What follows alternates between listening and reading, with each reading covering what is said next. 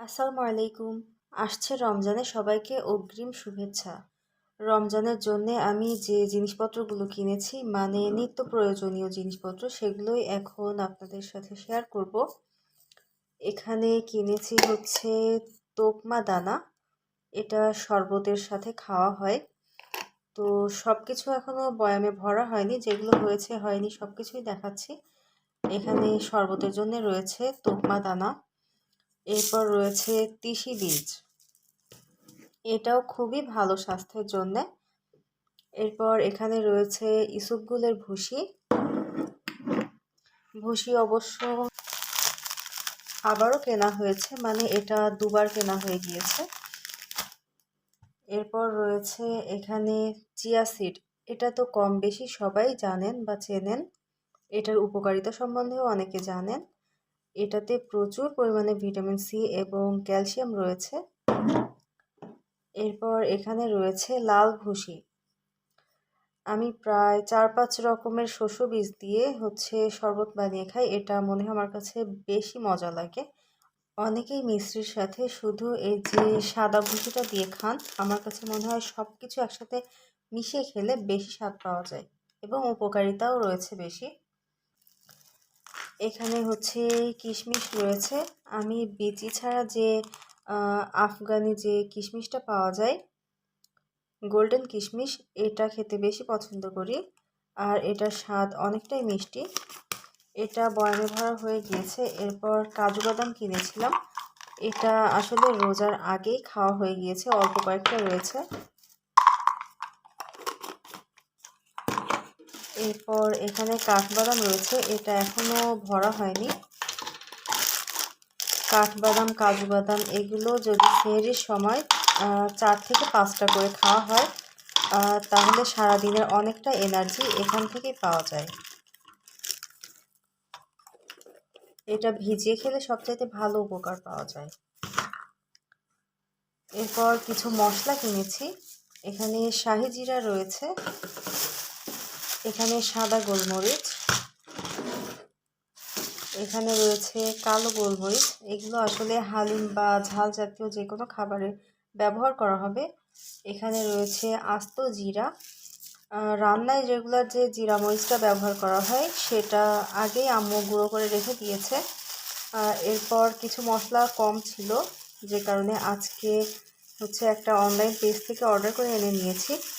এখানে লবঙ্গ রয়েছে, এখানে জয়িত্রী, এখানে সাদা এলাচ বা যে সবুজ এলাচ বলে বাজারে, ছোট এলাচ সেটা। এখানে রয়েছে কালো এলাচ। এখন মনে হলো আমার আসলে এক্সট্রা অ্যানিস বা তারা মশলা অর্ডার করা ছিল, সেটা আমি ভুলে গিয়েছিলাম লিস্টে লিখে দিতে। এখানে 2টা জায়ফল রয়েছে। এগুলো আসলে মূলত কিনে নিয়েছি, বিশেষ করে এই যে কালো এলাচ, জায়ফল, এগুলো হালিম মিক্সের মশলা বানাবার জন্য। এখানে দারচিনি রয়েছে। দারচিনিগুলো বেশ ভালো দিয়েছে। অন্যান্য সময় দেখা যায় খুব মোটা যে কাঠ টাইপের থাকে, সেটা ওটাতে আসলে কোনো ফ্লেভার পাওয়া যায় না। দারচিনি সবসময় এরকম পাতলা যেগুলো হয় এবং কালারটাও গোল্ডেন টাইপের বা বিস্কিট কালার বলা যায়, এটাতে টেস্ট ভালো আসে এবং মিষ্টি স্বাদের হয়। এরপর এখানে কফি কিনেছি। কফি আসলে সবসময় খাওয়া হয় না, কিন্তু ইফতারের পর একটু কফি বা চা খেলে একটু এনার্জি পাওয়া যায় আমার মনে হয়। এরপর এখানে সস কিনেছি, টমেটো সস। আসলে আমাদের বাড়িতে ভাজাভুজির সাথে অতটা খাওয়া হয় না রোজার মাসে, কিন্তু আমার ছোলা ভুনার সাথে টমেটো সস দিয়ে খেতে অনেক ভালো লাগে। এখানে ওটস কিনেছি। এটা অস্ট্রেলিয়ান একটা ওটস, হোল গ্রেন যেটা বলে সেটা। এটাও অনেক ভালো লাগে, মাঝে মাঝে সেহরির সময় খাই। ওটস এবং চিয়া সিড সাথে একটুখানি গরম দুধ আর টক দই মিশিয়ে একটা মিক্সচার বানিয়ে ফ্রিজে রেখে দেওয়া হয়।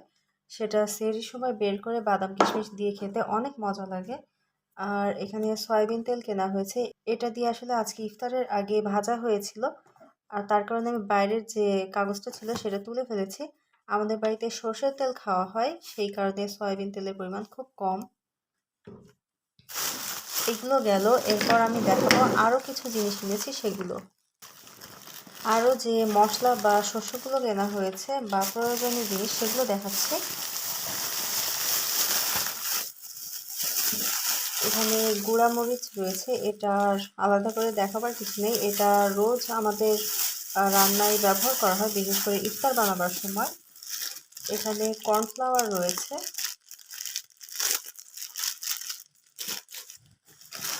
এখানে রয়েছে হচ্ছে সূর্যমুখী বীজ বা সানফ্লাওয়ার সিড, মিষ্টি কুমড়ার বীজ বা সানফ্লাওয়ার সিড বা যে কোনো ধরনের সিড রয়েছে, সেগুলো আসলে হালকা রোস্ট করে ওটসের সাথে বা টক দইয়ের সাথে খেতে ভীষণ ভালো লাগে আমার। এরপর এখানে রয়েছে সাদা তিল, এগুলো আমার খাদ্য তালিকায় রেগুলার রাখার চেষ্টা করি। এখানে রয়েছে কালো জিরা, কালো জিরার ভর্তা তো অনেক মজা হয়, আর এটা মধুর সাথে খেতেও খুবই ভালো। মানে কালো জিরার তেলটা খেতে কেমন তেতো লাগে, কিন্তু আস্ত কালো জিরা চিবিয়ে খেতে আমার কাছে ভালোই লাগে। এরপর আছে তেজপাতা, আসলে আমার জীবনটাই অনেকটা তেজপাতার মতো, একেবারে তেজপাতা মানে তো তেজপাতাই। এরপর এখানে সেমাই রয়েছে, চিকন সেমাই বা ভার্মিসেলি বলে যেটাকে, সেটা। এরপর আছে হচ্ছে ধনিয়া, মৌরি, এগুলো আসলে আমি যে হালিম মশলা বা হালিম মিক্সের যে একটা ভিডিও তৈরি করবো ভাবছিলাম, তার জন্য এগুলো আনা। এগুলো অবশ্য ভেজে রেখে খাওয়ার পরে খেতে অনেক ভালো লাগে, চাল ভাজার সাথে মেশানো হয় আমাদের বাড়িতে। এরপর এখানে চিনি রয়েছে, এগুলো আসলে ঢালা হয়নি সময়ের অভাবে। এরপর এখানে খেসারির ডাল নিয়েছি, এগুলো সব হচ্ছে হালিম মিক্স তৈরি করার জন্য কিনেছি খেসারির ডাল। এরপর এখানে মুগ ডাল রয়েছে, এটা সোনা মুগ ডাল বলে বাজারে, চিকন যে মুগ ডাল সেটা। এখন কিন্তু বাজারে মথ বীজ নামক কিছু একটা রয়েছে, যেটা মুগ ডাল হিসেবে অনেক পরিচিতি পেয়েছে এবং সেটা ধোয়ার পর হলুদ রং বেরোয়। এটা কিন্তু সেই ডাল না, এটা ভাজার সময় খুব সুন্দর একটা স্মেল পাওয়া যায় এবং এটা পানি দিয়ে যতই ধোয়া হোক না কেন এটাতে কিন্তু কোনো রং ছাড়ে না। এখানে রয়েছে চিকন মসুর ডাল, মসুর ডাল অনেক কোয়ালিটির পাওয়া যায়, কিন্তু চিকন মসুর ডালটা দ্রুত সেদ্ধ হয় এবং খেতেও ভালো লাগে। এখানে হচ্ছে ছোলার ডাল, আস্ত যে খোসা ছাড়ানো ছোলার ডালটা পাওয়া যায় ওটাও খেতে ভালো, কিন্তু লোকাল যে শপিং মল ছিল সেখানে এটা পেয়েছি, এই জন্য এটা নিয়ে চলে এসেছি। এরপর রয়েছে পোলাওয়ের চাল, এটা মাঝে মাঝে তেহারি বা খিচুড়ি যে কোনো কিছু বানাবার জন্য এটা নিয়ে এসেছি। এরপর হচ্ছে মুড়ি, এটা আসলে আজকে ইফতারের আগেই ঢেলে রেখেছি, তা না হলে এটাও দেখতেন যে প্যাকেট অবস্থায় পড়ে রয়েছে, এগুলো একটাও হচ্ছে গোছানো হয়নি, আজকে বা কালকে একটু একটু করে সবগুলো বয়ামে ঢালবো। এগুলোর সাথে সাথে আরও কয়েকটা জিনিস দেখাচ্ছি।